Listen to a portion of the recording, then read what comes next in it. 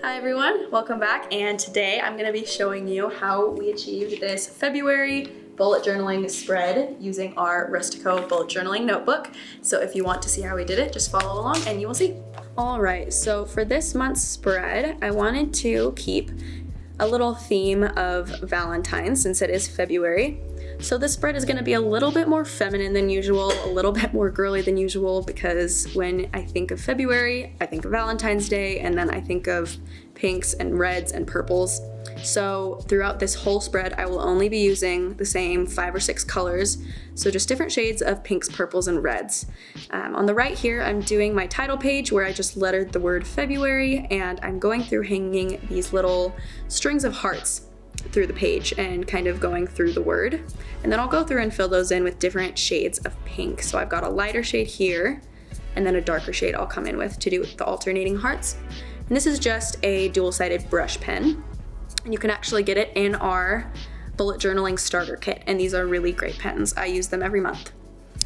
So I'm filling those in, and then after I do that, I will go through and use the lightest shade of pink that I have to outline the word February and give it a little bit more oomph and make it stand out a bit more since it is the title.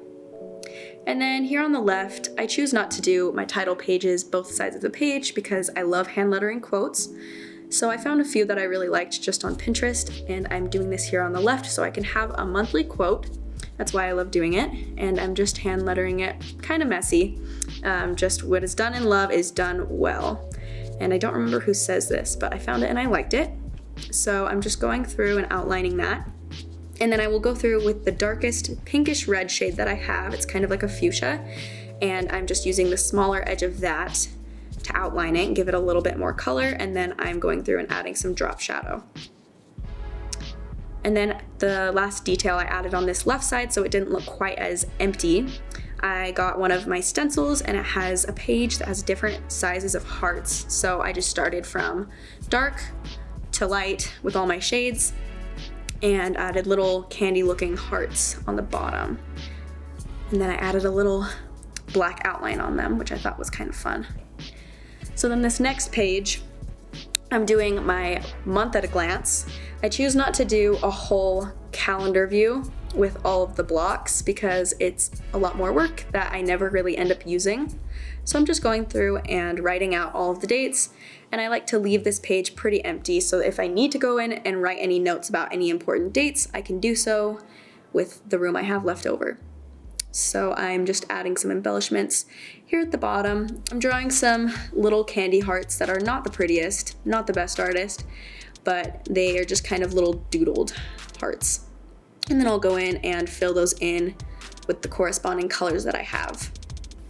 So normally I would leave this area blank so I could fill in any important dates, but I thought that it would be a fun detail to add if you wanted to add some.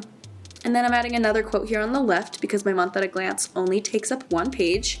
You don't have to feel the need to add any filler quotes the way that I do. That's just one of my favorite parts about bullet journaling is that I can add whatever kind of pages I want.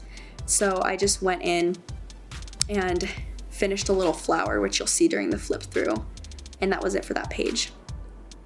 Now here I'm doing my weekly spread. I normally would do all 4 weeks. When I go through and plan out my bullet journal for the month, I do all 4 weeks obviously, but I didn't want to make you watch all 4 of those. So I'm just doing one for this video so that you don't get too bored. And I'm using these smaller stencil squares for Saturday and Sunday since I don't usually write a whole lot in my journal for those days, and I don't usually have too much going on Saturdays and Sundays. So I kind of just stacked them on top of each other and it fit pretty well. And then these lines I'm adding on the top in the corner will be similar to the lines with hearts that you saw on the title page, but these ones, instead of hanging, will be kind of like bistro lights. So I'll do little hearts on that will almost look like little lights that are hanging across the page. I went in and added the days of the week and the numbers as always, and I'm adding February 2nd through 8, and I would do so on the corresponding pages with the different dates. And then I'm just gonna add little pops of color on the dates, on the days of the week. And I'm just using the lighter colors for these because they are smaller numbers, so it's a bit easier to see if I use the lighter shades on that. It's a little trick that I've learned. And then I'm just gonna go through after highlighting the days of the week in this pretty light purple, and I'm going to draw those hearts. The nice thing that I like about this spread and this month's theme is that it's so simple, and I feel like it's so easy to draw something like hearts, and it's so consistent that it looks really nice and cohesive, and anybody can really make it look nice. So if you're a beginning bullet journaler, this is a really good month for you to start on, I think, because this is so easy and so clean looking and ends up looking really nice when you put it all together. So I'm just going in, finishing all of those hearts to color them in with the darkest shade of pink that I have.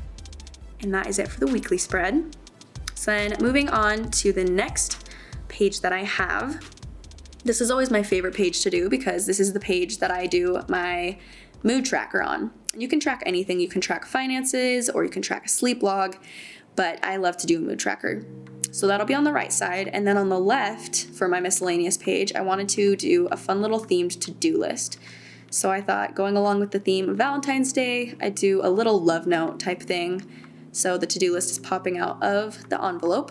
And I added a couple little hearts for embellishment up at the top and shaded in just in the lightest shade of blush that I had for the envelope on the bottom.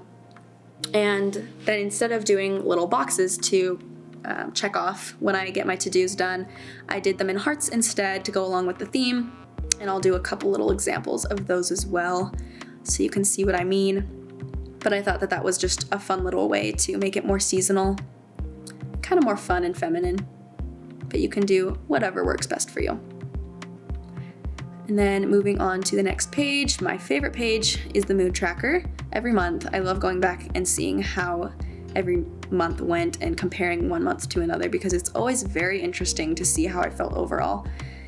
So I'm adding my key here at the bottom, and I will color those in with corresponding colors.